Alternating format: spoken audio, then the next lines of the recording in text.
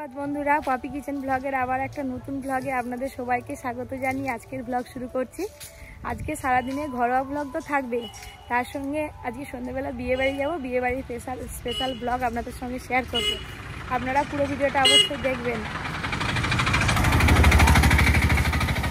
বাবা, এই রাস্তাটা হওয়ার পর গাড়িগুলো যা জোরে জোরে যায়। বাগানে যাওয়ার পথে পুরনো রান্নাঘরের সামনে চলে এলাম, তো এটা দিয়েই যাচ্ছিলাম। পুরনো রান্নাঘরটা অনেকদিন আসা হয়নি, এখানে রান্নাও হয়নি। এবার গরম পড়ে যাচ্ছে, তো এবার এই রান্নাঘরে রান্না হবে। একটু অগোছালো হয়ে আছে, সব নাতা দেওয়া আছে, খালি ঝাড়ু মারলেই হবে। দিয়ে আর একটু নাতা দিয়ে, এই যে চালটা হেলে গেছে, মিস্ত্রি আসলে চালটা সোজা করে ঠিক করা হবে, তারপরে এখানে রান্না হবে। এই দেখুন কত সজনে ডাঁটা ধরেছে। এই সজনে গাছ থেকে আমরা ফুল কুড়িয়ে নিয়ে গেছিলাম, এই সজনে গাছের ফুল ডাঁটা হয়ে গেছে। হ্যাঁ, ই বাবা, কি দিয়ে ভাত খেয়েছিস? ভাত খাইনি, মুড়ি খাইছে। মুড়ি খাই, দুধু মুড়ি। তাহলে কি মুড়ি? গরু দুধ দিচ্ছে, দুধু মুড়ি খাবি। ওই ওই ওই দাও বাছুরটা। এই দেখ কি সুন্দর বাছুরটা দেখ।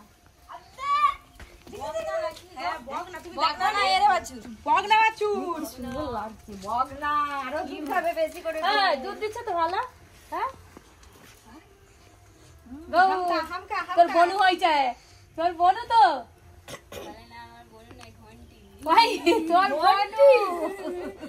বাগানে ছেড়ে দিয়ে আসবি। গৌর, পরীক্ষা দুধ দিবি তো খাবে?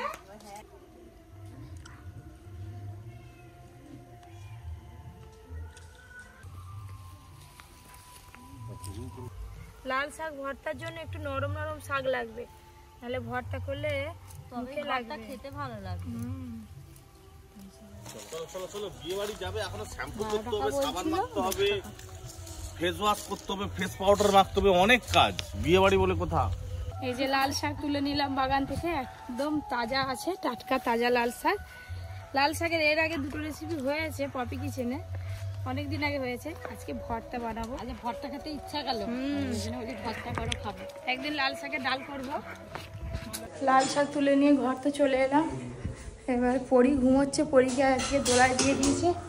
মাছি তো, সেই জন্য কাপড় ঘিরে দিয়েছে, আর বসে বসে দাদু দোল দিচ্ছে।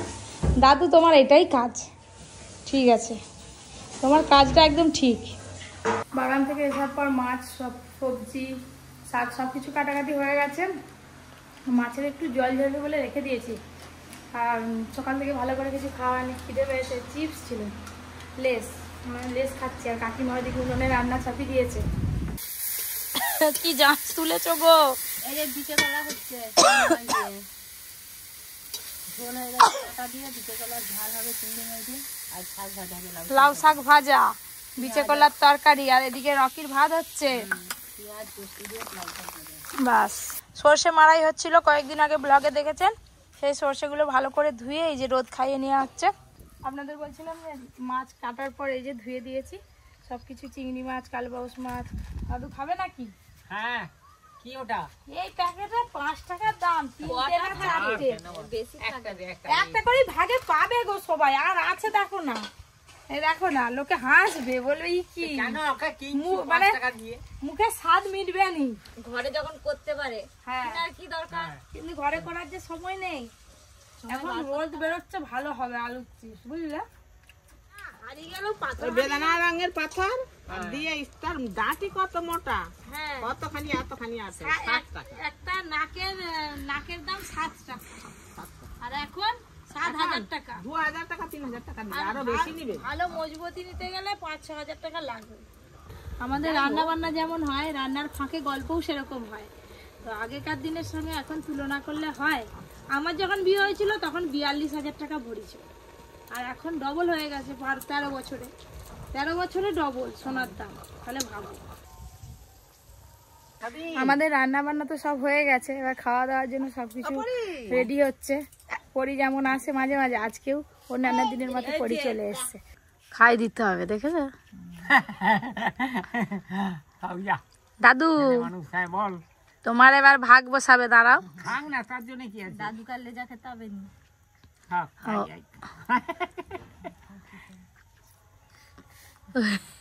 ঘাঁটবে। পরির 5টা দাঁত বেরিয়েছে, 5টা। 5 পিস দাঁত বেরিয়ে গেছে, দেখো না। 4টে দাঁত দেখা যাচ্ছে না, 5টা।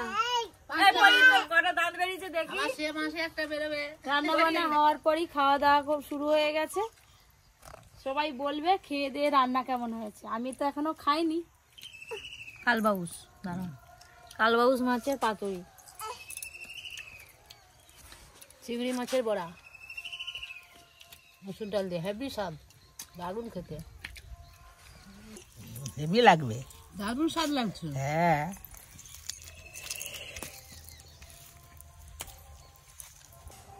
এত বড় উঠোন যে দুজনকে ঝাঁটাতে হচ্ছে। ঝাঁটিয়ে পরিষ্কার করলে তবে তো দেখতে ভালো লাগছে। এই সর্ষে ভাড়া মারা হলো, রান্নার জন্য জ্বালানি কাঠ আমাদের তো কিনতে হয়। তো এই টোটোটা করে জ্বালানি কাঠ আনা হয়েছিল, অনেকগুলো নামানো হয়ে গেছে। ক্যামেরাম্যান ভাই ঘুমিয়ে পড়েছিল, এখন উঠে এসছে। কাঠ নামানো প্রায় শেষের পথে। এইগুলো একটু একটু ভিজে আছে, তাই এইখানে রেখে দিচ্ছি। আর সর্ষেগুলো সব মাড়াই করে তোলা হয়ে গেছে। ওই করে কাকিমা দিদি ওই যে বাকুলের ওই দিকটা ঝাড়ু দিচ্ছে। টোটোটা একটু ঝাড়পুছ করবে আজকে। টোটোটার কি অবস্থা হয়েছে, এই যে একটা ঝাড়ু দিবে গো, পাদানিটা কি ধুলো পড়েছে। এই টোটোটা আমাদের কত সাহায্য করে, কত তাড়াতাড়ি সব জায়গা চলে যেতে পারি। টোটোর জন্য দাঁড়িয়ে থাকতে হয় না, ঘরের টোটো সব দিক থেকে সুবিধা।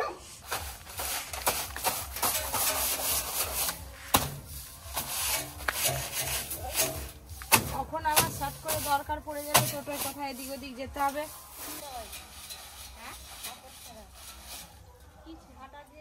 গাড়ি থেকে কাঠ নামিয়ে দিলাম, বাকুল ফাকুল সব কিছু মোটামুটি ভালো করে পরিষ্কার হয়ে গেছে। আর এদিকে মাছ ঘুমাচ্ছিল, মা উঠে চলে এসছে। বিকালবেলা হলে পুকুরে খাবার দেওয়া হয় আর কি, ওই মুড়ি, খুদ সেদ্ধ এইসব। তো মা আজকে মুড়ি নিয়ে এসছে। যে মুড়িগুলো ছিল যে পুকুরে দিই, মাছ প্রচুর খাবে। পুঁটি মাছগুলো এসছে বেশি।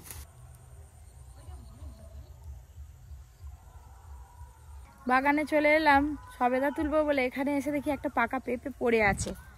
মানে প্রথমে বোঝাই যায়নি এটা পাকা পেঁপে বলে, তারপরে নিচে দিকে মুখ করে ভালো করে দেখি, এই যে গাছ পাকা পেঁপে। এটা কাটা হবে, কেটে খাবো। এই দেখো, তোমরা তো পরে উঠে বলছো ওকে নিয়ে আয়। ও কাকিমা ধরো, দেখো এটা গাছের গোড়ায় পড়েছিল। চলো কাটবো, চলো। এইগুলো নারকেলি সবেদা, অনেকদিন আগে ব্লগে আপনাদের দেখিয়েছিলাম, তখন খুব ছোট ছোট ছিল। এগুলোকে নারকেল সবেদা, যেগুলো গোল গোল বোম্বাই সবেদা বলে। এই তো নারকেলি সবেদা বাবা। দেখো আঠা দেখো। কাকিমা অনেক কিছু নিয়ম জানো। রেখে দিলে পরিবর্তন দে দে 2-4 দিন এমনি রেখে দিয়ে কি দিবে? দা কি দিবে, কি দিবে মা? এই সবেদাগুলো না, সবেদাগুলো দে। হ্যাঁ, না না আঠা লেগে যাবে। এইটা আগে পাকবে। হেভি 2-3 দিন রেখে দিলে এমনি রেখে দেবে পেকে যাবে। আমি রেখে দিয়ে আসি পরিয়া। চাইছে তোমাকে, দেখো না বাবা, হঠাৎ ঘরে কুটুম, ফোন না করে এসে গেছে। আর কৌশিকা কই?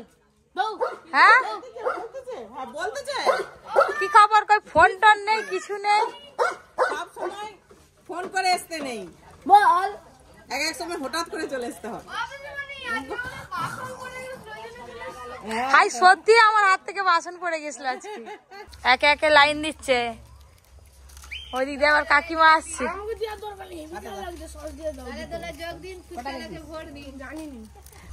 হাই ঋষি এসে গেছে। হাই আজকে কি হয়েছে? চা ফুচকা খাবি তো? ফুচকা খাবি তো?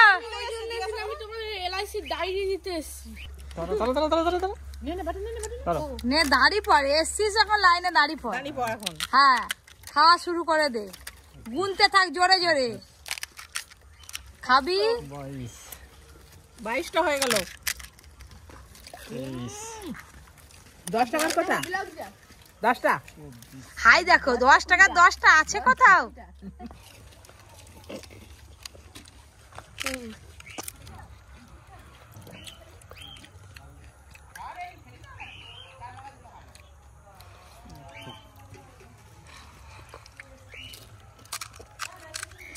থালাটা ধরে দাও, হ্যাঁ একটা টাকা দিয়ে দাও। উনি এটা করবে কেন, হাত পাতা সব শুকনো ফুচকা আর আমাদের সস করেন, যতই জল দিয়ে ফুচকা খাই, শেষকালে একটা শুকনো ফুচকা না খেলে মুখটা যেন সেই স্বাদটা পাওয়া যায়নি। ফুচকাটাই ভালো লাগে লাস্টে, শুকনোটা। সবার জন্য এখানে চা হয়ে গেছে, আর যে বোন গরম গরম সিঙ্গাড়া নিয়ে এসছে, সবাই মিলে চা সিঙ্গাড়া খাওয়া হবে।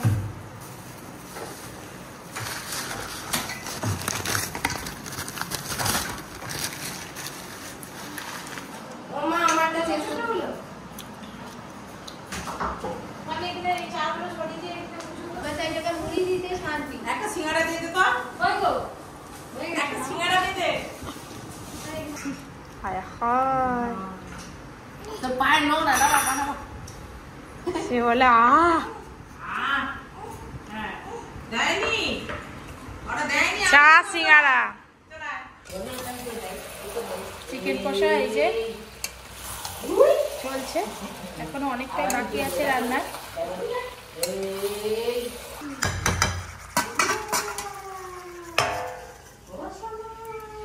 সকাল থেকে ব্লগে আপনাদের বলছি যে আজকে বিয়ে বাড়ি যাওয়ার কথা ছিল, তো যেতে পারলাম না। খুব খারাপ লাগছে আমাদের সবার। ওই ঠান্ডা লেগেছিল, কিন্তু সন্ধ্যেবেলাটা বেশি গিনগিন করছে, আবার ওকে নিয়ে বেরোলে ঠান্ডা লেগে যাবে। তারপরে বোন আগে এসছে, বোন আগে রাতে খাওয়া দাওয়া করে যাবে, তাই ভাবলাম যে আজকে আর বিয়ে বাড়ি যাবো না, থাক বাড়িতেই চিকেন নিয়ে এসে রান্না করে পরোটা চিকেন কষা খাওয়া হবে সবাই মিলে।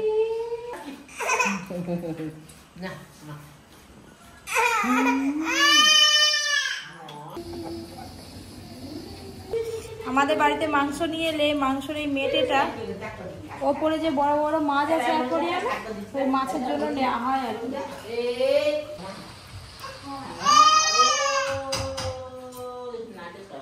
ওপরে গিয়ে অ্যাকোয়ারিয়ামে দিয়ে আসি মাছগুলো, শুধু খাবেন দেখুন। কি হলো? শুধু কেঁদেই চলেছে। এসে একটু সর্ষের তেল বুকে ভালো করে বসে।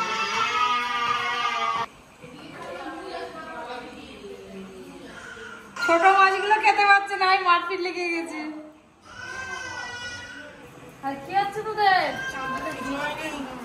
দেখি চাঁদুদের হেলিকপ্টার ভেঙে গেছে। আমি তোকে বারণ করছিলাম ওরকম করিস না, এমন করে হাত দিয়ে হাত দিয়ে ওইটা দেওয়ালে লাগে মানে ভেজে রাখা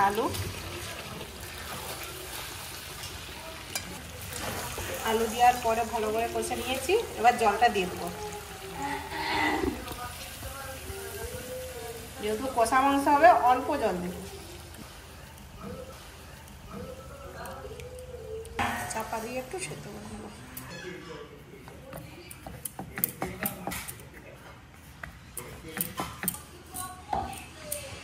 রান্না করবো কি, আমাদের ব্লগ দেখতে আমরা সবাই ব্যস্ত। যখন ব্লগ বানাই সারাদিন, তারপরে যখন এডিটিং হয়, এত সুন্দরভাবে এডিটিং হয় না, চোখ ফেরানো যায় না, মনে হয় যেন ওই দিকেই তাকিয়ে থাকি।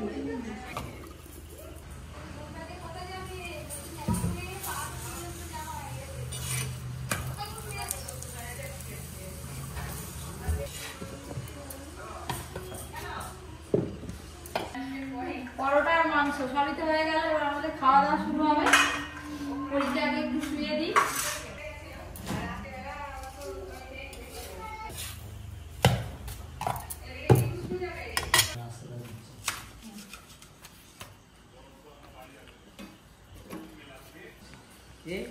চাঁদারে সব খেয়ে দিয়ে বাড়ি যাবে বলে ওই জন্য তাড়াতাড়ি খাওয়া যাচ্ছে।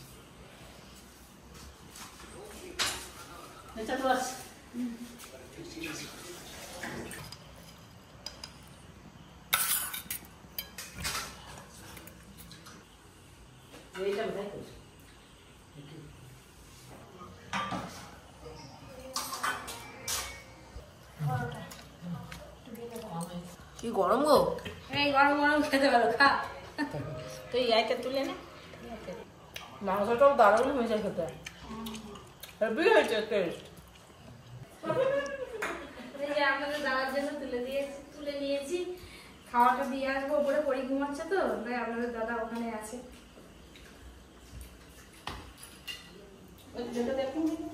এই যে খাওয়া দাওয়া করে নিলাম, এমনি ঘুরতে এসেছিলাম, একটু দরকার ছিল, অর্জুন বায়না করতে এই যে রয়ে গেছি বলে খেয়ে দিয়ে যাবে। আর এই যে এই মন্দিরটা কিনেছিলাম, ভেতরে মা কালী দিয়েছে, এটাকে প্যাকিং করে নিয়ে যাবো। ভালো করে ধর, পড়ে গেলে একদম সব যাবে। তুই ধরে কি করবি? তুই তো আগে বসবি, তারপরে তো আমি বসবো। আস্তে ধর। মেয়ে জামাই চাঁদ এসেছিল, বাড়ি চলে গেল। কালকে চাঁদের পড়া আছে, স্কুল আছে, নাহলে থাকতো।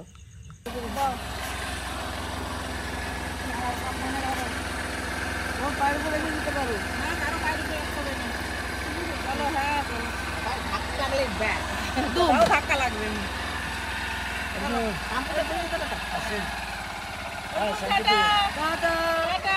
টাটা।